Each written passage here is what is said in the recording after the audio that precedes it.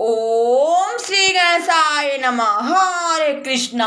राधे राधे। मैं कुसुम सिंह छत्राणी आप सभी का अपने चैनल शिव शक्ति में हार्दिक स्वागत करती हूँ।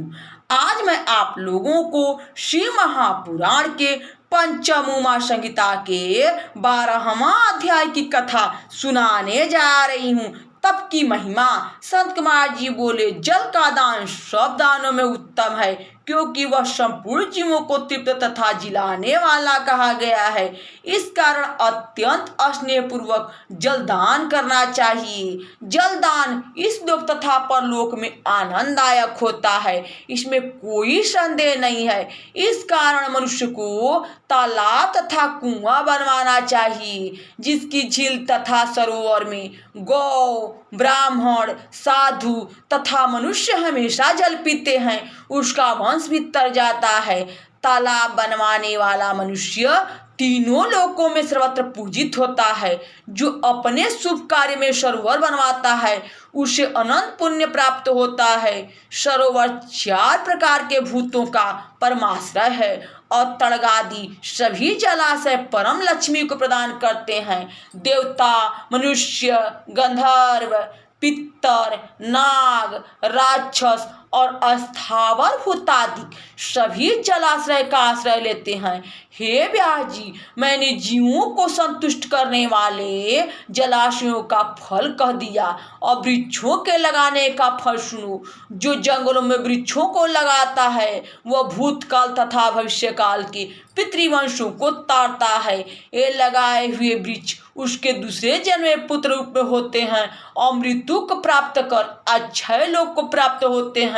जो सरोवर बनवाने वाला, बाग लगाने वाला, यज्ञ करने वाला सत्यवादी पुरुष है, वह स्वर्ग से कदापि नहीं गिरता। सत्य ही ब्रह्मचर्य, सत्य ही ओंकार तथा सत्य ही सरस्वती है। सत्य से ही पवन चलता है, सूर्य तपता है, अग्नि प्रज्वलित होती है और सत्य से ही स्वर्ग की प्राप्ति होती है।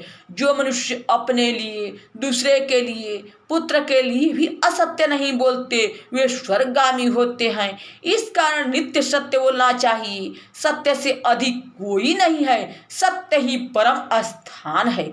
व्यास जी बोले, हे तपोधन, आप मुझसे ब्राह्मणों के और अन्य वर्णों के तप के बल को फिर से कहने की कृपा कीजिए। संत कुमार जी बोले, तप सबसे श्रेष्ठ है। तप से महान फल की प्राप्ति होती है। तपस्वी ही देवताओं सहित आनंद करता है, क्योंकि तप से ही स्वर्ग, यश और काम की प्राप्ति होती है। तप ही सब अर्थों का साधन है। तप से ही मोक्ष मिलता है और तप से ही ज्ञान विज्ञान रूपी संपत्ति भी प्राप्त होती है। रूप और सौभाग्य भी तप से ही मिलता है।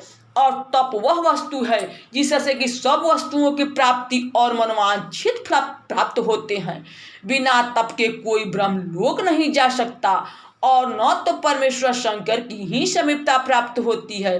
किंतु मनुष्य जिस उद्देश्य से तप करता है, उसे इस लोक तथा परलोक में सब कुछ भी की प्राप्ति हो जाती है। बड़े से बड़े पाप भी तप से छूट जाते हैं।